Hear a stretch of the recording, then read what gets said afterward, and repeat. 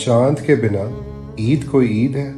इस ईद पर जब हर पाकिस्तानी अपने अपने घर वालों के साथ ईद की खुशियां मना रहा होगा, अपने बीवी बच्चों वालिदैन के साथ वक्त गुजार रहा होगा, तो याद रखिएगा ऐन उसी वक्त इस मुल्क का सबसे बड़ा हीरो, दुनिया का सुपरस्टार, करोड़ों लोगों का रहनुमा, फलस्तीन और कश्मीर की सबसे बड़ी आवाज इमरान अहमद खान न्याजी अडयाला की जेल में नाहक कैद काट रहा होगा। इसके लिए क्या इस कैद से छुटकारा पाना मुश्किल है?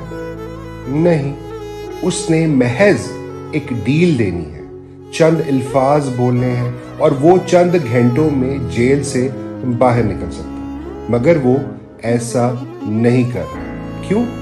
क्योंकि उसको अपने बीवी बच्चों के साथ ईद ना मनाने की इतनी फिक्र नहीं जितनी उसको ये फिक्र है कि उसके मुल्क का हर शहरी हकीकी आज़ादी की फिजा में अपने बीवी बच्चों के साथ ईद मना सके। पिछले 75 बरस में ये पहली ईद होगी जहां पाकिस्तानी ईद तो मना रहे होंगे, मगर हमारे दिल और दिमाग अडयाला जेल के कैदी के साथ कैद होंगे।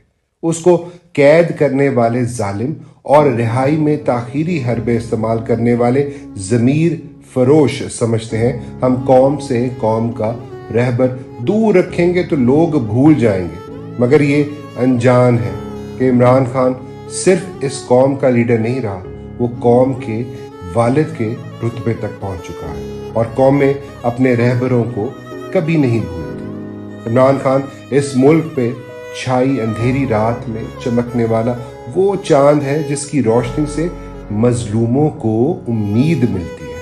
वक्त के फिरौन ने कौम का चांद तो कैद कर रखा है, मगर उसकी रोशनी नहीं रोक सकता। अब वक्त आ गया है कि कौम अपने चांद को खुद आजाद करवाए, उसकी रिहाई की तहरीक में हिस्सा ले, ताकि अगली ईदें हम अपने लीडर के साथ मना सकें इंशाअल्लाह।